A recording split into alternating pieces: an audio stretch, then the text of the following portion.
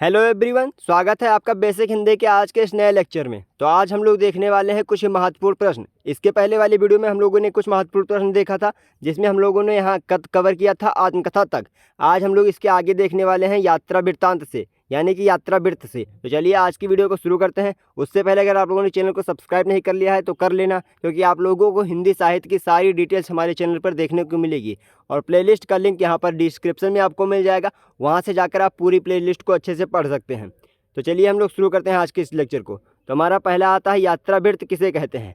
तो जब लेखक अपने जीवन की अविस्मरणीय यात्राओं का वर्णन आत्मकथात्मक शैली में प्रस्तुत करता है तो उसे यात्रा वृत्तांत कहते हैं। जैसे मान लीजिए आपका जो लेखक है वो कहीं पर टूर पर गया है या फिर कहीं यात्रा करने गया है, तो वो जो उसकी यादें हैं वो अपने यादों के हिसाब से जो अपनी यात्रा वृत्तांत में अपना लेखन कार्य करता है, मतलब कि आत्मकथात्मक अपनी शैली को वहाँ पर प्रस्तुत करता है, उसे हम लोग यात्रा वृत्त बोलते हैं। यात्रा वृत्त का मतलब होता है डायरेक्टली यात्रा का वर्णन।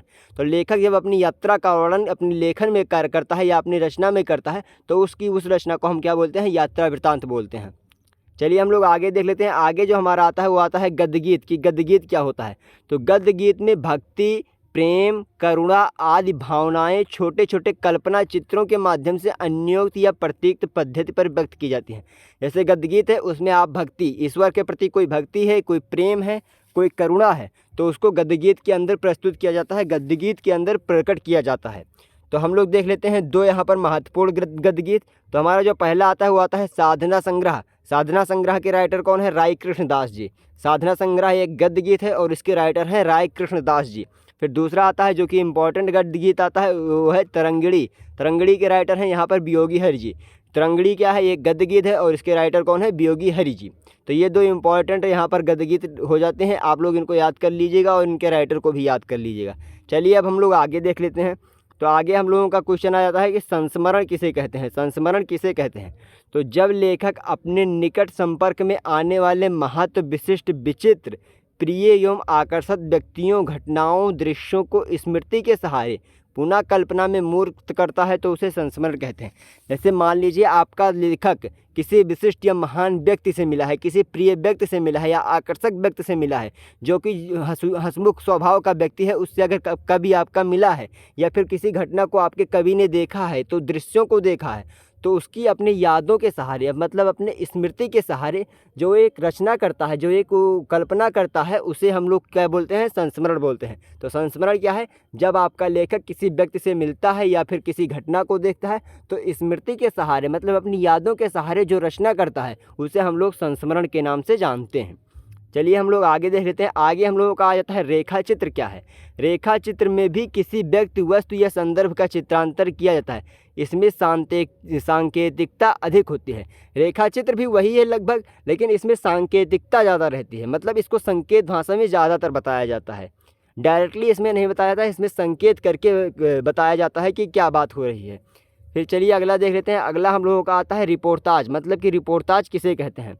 तो रिपोर्ट के कल्पना और साहित्य, कलात्मक एवं साहित्य रूप को ही रिपोर्टाज कहते हैं। मतलब जो अंग्रेजी भाषा का रिपोर्ट शब्द है, उसके कलात्मक एवं साहित्यिक रूप को ही रिपोर्टाज कहते हैं। रिपोर्टाज में समसामयिक घटनाओं एवं उनके वास्तविक रूप का वर्णन होता है। ये देखिए यहाँ पर प्रस्तुत किया जाता है, मतलब आपकी कोई घटना है, जैसे आपकी कोई न्यूज हो गई, रिपोर्ट हो गई, तो उसको जो प्रस्तुत किया जाता है साहित्यिक रूप से, जब उसको प्रस्तुत किया जाता है तो उसे हम रिपोर्टाज बोलते हैं। चलिए हम लोग आगे देख लेते हैं। आगे हम लोगों का आ जाता है डायरी विधा। मतलब कि डायरी किसे कहते हैं?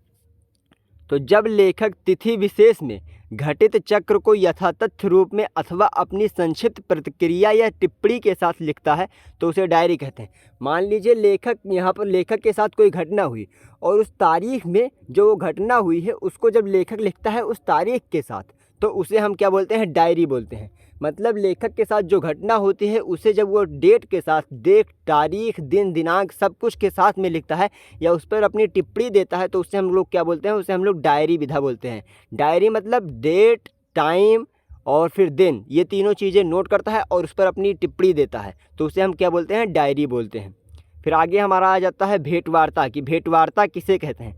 तो जब किसी महान व्यक्ति, दार्शनिक, राजनीतिक या साहित्यकार से मिलकर साहित्य, दर्शन या राजनीति के विषय में कुछ महत्वपूर्ण प्रश्न किए जाते हैं और उससे प्राप्त उत्तरों को व्यवस्थित ढंग से लिखित कर दिया जाता है तो उसे भेंटवार्ता कहते हैं। मान लीजिए आपका लेखक कोई दार्शनिक या राजनीतिक, मतलब ऐसे लोगों से मिला जो कि राजनीति में है या फिर दार्शनिक है, फिलोसफर हैं और फिर साहित्य में है, तो उनसे मिलकर जो राजनीति के विषय में, अगर आपका मित्र कभी किसी भी राजनीतिक व्यक्ति से मिला है, उसने उसे जो भी राजनीति के बारे में बताया है, तो उसके बारे में जो उसने प्रश्न किया, उसको जो वो उत्तर प्राप्त हुआ वहाँ पर, तो उसको जो वो व्यवस्थित ढंग से, मतलब उसको क्रम से जब वो लिखेगा, तो उस रचना को हम लोग क्या बोलते हैं? भेंटवार्ता बोलते हैं। भेंटवार्ता मतलब जब आपका कभी किसी राजनीतिक व्यक्ति से या फिलोसफर से या फिर साहित्यकार से मिलता है, तो आपका कभी जो उससे प्रश्न करता है और उसके बदले में जो उसको उत्तर मिलता है, जब उस उत्तर को वो व्यवस्थित ढंग से लिखता है, तो उसे हम लोग क्या बोलते हैं? भेंटवार्ता बोलते हैं।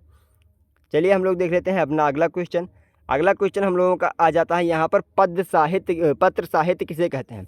तो जब लेखक अपने किसी मित्र या परिचित व्यक्ति को अपने संबंध में या किसी महत्वपूर्ण समस्या के संबंध में उसकी और अपनी सामाजिक स्थिति को ध्यान में रखकर उचित आदर सम्मान प्रकट करते हुए निजी तौर पर मात्र सूचक समाधान लिखकर भेजता है, तो उसे पत्र साहित्य बोलते हैं।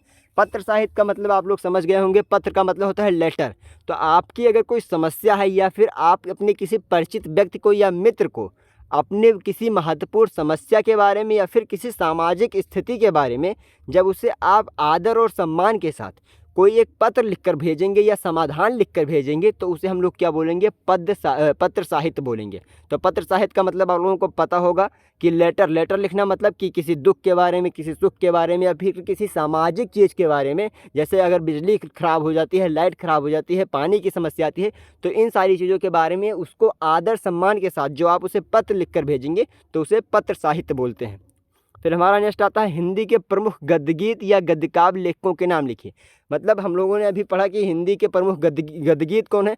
हमारा यहाँ पर दूसरा आता है प्रश्न, हिंदी के प्रमुख गद्यगीत या काव्य लेखक कौन है, गद्य काव्य लेखक कौन है? तो पहले आ जाते हैं राय कृष्ण दास, दूसरे आ जाते हैं वियोगी हरि, तीसरे आ जाते हैं चतुरसेन शास्त्री, फिर आ जाते हैं वृंदावन लाल वर्मा, अज्ञेय, डॉक्टर राम कुमार वर्मा, डॉक्टर रघुवीर सिंह, रामवृक्ष बेनीपुरी। ये सारे जो कवि हुए हैं वो क्या हैं? गद्यगीत कवि। गद्यगीत मतलब इन्होंने गद्यगीत लिखा है। राय कृष्ण दास, वियोगी हरि, चतुरसेन शास्त्री, वृंदावन लाल वर्मा, अज्ञेय, डॉक्टर राम कुमार वर्मा, डॉक्टर रघुवीर सिंह और रामवृक्ष बेनीपुरी जी, इन सारे कवियों ने क्या की है? गद्यगीत की रचना की है। गद्यगीत के ये प्रमुख कवि हैं। चलिए नेक्स्ट क्वेश्चन देख लेते हैं, हिंदी के प्रमुख पत्र साहित्य, मतलब कि वो लेखक जो कि पत्र साहित्य में लेखन किए हैं, उनके नाम लिखिए। तो हमारे जो पत्र लेखन में आ जाते हैं, जिन्होंने पत्र पर ज़्यादा विशेष दिया है, तो रामकृष्ण आश्रम, फिर बैजनाथ सिंह या जिसको विनोद के नाम से भी जाना जाता है, बनारसी दास चतुर्वेदी, पदम सिंह शर्मा, वियोग हरि, जानकी वल्लभ शास्त्री। ये सारी चीज़ें जो पत्र साहित्य है और गद्य गीत है, ये सारी चीज़ें आप लोगों के लिए उतना इंपॉर्टेंट नहीं है, बट हमारे सिलेबस में दिया हुआ है, तो इसलिए हम इसे रीड कर रहे हैं। बाकी आप लोगों को इंपॉर्टेंट क्वेश्चन मैं आप लोगों को पहले ही बता चुका हूँ कि क्या क्या इंपॉर्टेंट है, कौन कौन सी रचनाएँ इंपॉर्टेंट है और कौन कौन से कवि इंपॉर्टेंट है, वो आप लोगों को मैं पहले ही बता चुका हूँ। उसके लेक्चर्स के लेक्चर्स का लिंक आप लोगों को डिस्क्रिप्शन में मिल जाएगा, वहाँ से जाकर आप पूरी प्लेलिस्ट चेक कर सकते हैं। तो आज के इस वीडियो में यहीं तक, हम लोग मिलेंगे नए वीडियो में, और नए वीडियो में हम लोग देखेंगे कक्षा 9 के जो बुक में क्वेश्चन दिए हुए हैं। कक्षा 9 की बुक में 84 क्वेश्चन जो दिए हुए हैं हिंदी गद्य साहित्य के इतिहास पर आधारित, हम लोग उन 84 क्वेश्चन को एक साथ कवर करने वाले हैं। तो चलिए हम लोग मिलते हैं नए लेक्चर में, तब तक के लिए चैनल को सब्सक्राइब जरूर कर लेना।